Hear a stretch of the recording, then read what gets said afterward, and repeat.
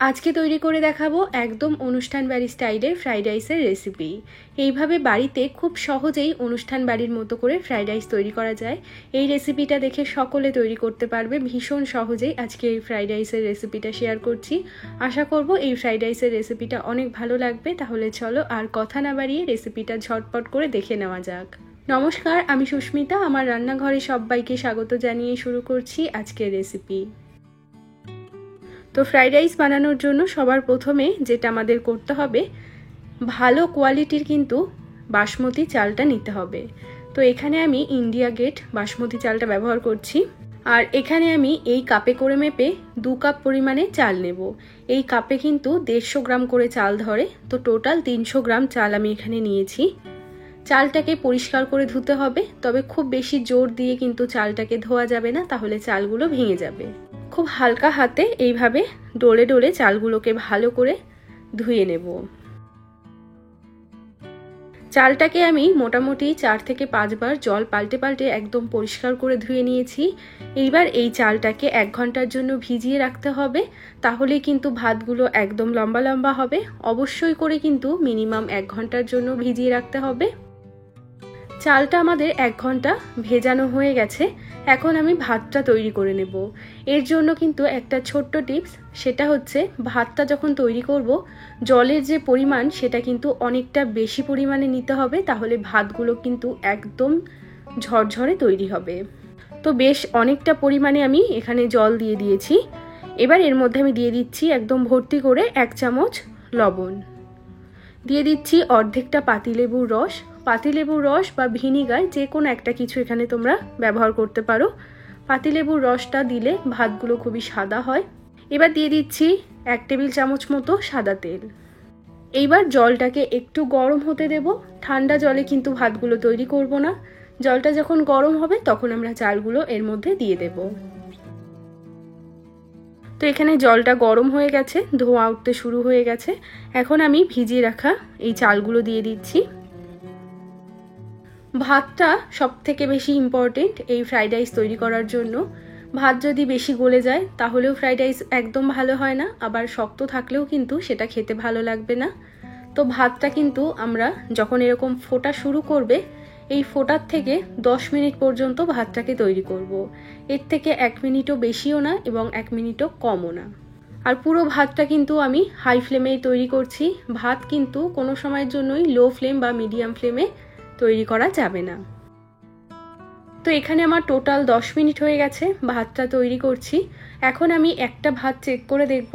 ভাতটা এইভাবে নিয়ে একটু প্রেস করলে যদি ভেতরে হালকা একটু শক্ত ভাব থাকে, ভাতটা কিন্তু একদম হয়ে গেছে, তবুও ভেতরে একটু শক্ত ভাব আছে, মানে ভাতটা আমাদের এখানে টোটাল 80 to 90% তৈরি করতে হবে, এর বেশি কিন্তু একদমই না। তো এখানে আমাদের ভাত তৈরি হয়ে গেছে। এখন আমি এই ভাতগুলোকে ছেঁকে ছেঁকে তুলে নেব। ভাতটা যখন তুলে রেখে দেব তখনও কিন্তু বেশ গরম থাকবে, তো সেই গরমে গরমেও ভাতটা আরও কিছুটা হয়ে যাবে। এখন আমি একটা কড়াইয়ের মধ্যে দিয়ে দিচ্ছি 2 টেবিল চামচ মতো সাদা তেল। তার সাথে দিয়ে দিচ্ছি 2 টেবিল চামচ ঘি। এবার আমি সবার প্রথমে গাজরটাকে ভেজে নিচ্ছি। একটা গাজর নিয়েছি, গাজরটাকে এরকম সরু সরু লম্বা লম্বা করে কেটে নিয়েছি। গাজরটাকে এই তেলের মধ্যে দিয়ে 2 মিনিটের জন্য ভেজে নেব। 2 মিনিট মিডিয়াম ফ্লেমে গাজরটাকে ভেজে নিয়েছি। এখন এর মধ্যে আমি দিয়ে দিচ্ছি এরকম লম্বা লম্বা করে কেটে রাখা বিনস। বিনসটাকে দিয়েও 2 মিনিটের জন্য ভাজবো। তো 2 মিনিট বিনসটাকেও ভেজে নিয়েছি। টোটাল 4 মিনিট এখানে গাজর এবং বিনস দিয়ে আমার ভাজা হয়ে গেছে। এখন এর মধ্যে দিয়ে দিচ্ছি একটা ক্যাপসিকাম। একটা ছোট দেখে ক্যাপসিকাম নিয়েছি, সেটাও লম্বা লম্বা করেই কেটে নিয়েছি। সমস্ত সবজিগুলোকে এইভাবে একটু লম্বা লম্বা করেই কেটে নিতে হবে। এবার আরও মোটামুটি 3 থেকে 4 মিনিটের জন্য এইভাবেই নেড়ে চেড়ে ভেজে নেব। তো 3-4 মিনিট সমস্ত সবজিকে ভালো করে ভেজে নিয়েছি। এইভাবে সবজিগুলো ধাপে ধাপে ভাজলে তাহলে কিন্তু প্রত্যেকটা সবজি সুন্দর করে ভাজা যায়। এখন আমি এই ভাজা সবজিগুলোকে তুলে নেব।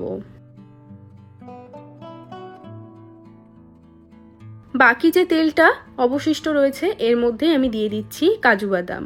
1 মুঠো মতো কাজু বাদাম নিয়েছি। কাজু বাদামটাকে হালকা করে একটু প্রথমে ভেজে নেব। তো কাজু বাদামটা এখানে ভাজা হয়ে গেছে। এখন দিয়ে দিচ্ছি 1 মুঠো মতো কিশমিশ। কাজুটা ভাজতে একটু সময় লাগে, তবে কিশমিশ কিন্তু 1 মিনিটের মধ্যেই ভাজা হয়ে যায়।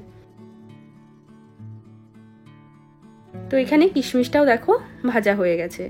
এখন কাজু কিশমিশগুলোকে তুলে নিচ্ছি। এবার বাকি তেলের মধ্যেই ফোড়ন দিয়ে দিচ্ছি কিছু গোটা গরম মশলা, যেমন নিয়েছি 5টা মতো এলাচ, 5টা মতো নিয়েছি লবঙ্গ, 3টে দারচিনির টুকরো, 2টো তেজপাতা। ফোড়নটাকে কয়েক সেকেন্ডের জন্য একটু ভালো করে এই তেল ঘিয়ের মধ্যে ভেজে নেব, যাতে ফোড়নের সুন্দর গন্ধটা এই তেলের মধ্যে চলে আসে। এখন এর মধ্যে আমি দিয়ে দিচ্ছি 1 চামচ মতো আদা। আদাটাকে আমি এইভাবে গ্রেট করে নিয়েছি, আর আদাটাকে এইভাবে একটু গ্রেট করে নিলে এটা খেতে কিন্তু বেশি ভালো লাগে বাটা দেওয়ার থেকে। এবার এই আদাটাকে 1 থেকে 2 মিনিটের জন্য এইভাবে নেড়েচেড়ে একটু ভেজে নেব, যাতে আদার কাঁচা গন্ধটা চলে যায়। 2 মিনিটের জন্য আদাটাকে ভেজে নিয়েছি। এখন গ্যাসের ফ্লেমটা একদম লোতে করে দিয়েছি। এবার এর মধ্যে আমি বাসমতি চালের ভাতটা দিয়ে দিচ্ছি। তারপর দিয়ে দেব ভেজে রাখা সবজি। এখন দিয়ে দিচ্ছি চিনি, তবে চিনিটাকে আমি মিক্সিতে গুঁড়ো করে নিয়েছি। এইভাবে চিনিটাকে গুঁড়ো করে নিলে চিনিটা খুব তাড়াতাড়ি ভাতের সাথে মিশে যাবে, আর যদি গোটা চিনি ব্যবহার করা হয় তাহলে সেটা মিশতে একটু সময় লাগবে। গুঁড়ো চিনিটা দেওয়াই কিন্তু বেস্ট ফ্রাইড রাইসের ক্ষেত্রে। চিনির পরিমাণটা যে যেরকম পছন্দ করবে সে সেরকমই এখানে অ্যাড করতে পারো। 1/2 চামচ দিয়ে দিলাম লবণ, 1/2 চামচ মতো দিয়ে দিচ্ছি গোলমরিচের গুঁড়ো। এবার দিয়ে দিচ্ছি 1/2 চামচ মতো গরম মশলার গুঁড়ো, আর সবশেষে দিয়ে দেব ভেজে রাখা কাজু কিশমিশ। এবার সমস্ত কিছু খুব ভালো করে মিশিয়ে নেব।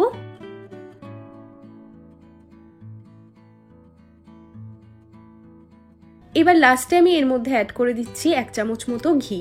এই সময় ঘি দিলে ফ্রাইড রাইসের মধ্যে ঘিয়ের ফ্লেভারটা খুব ভালো পাওয়া যায়।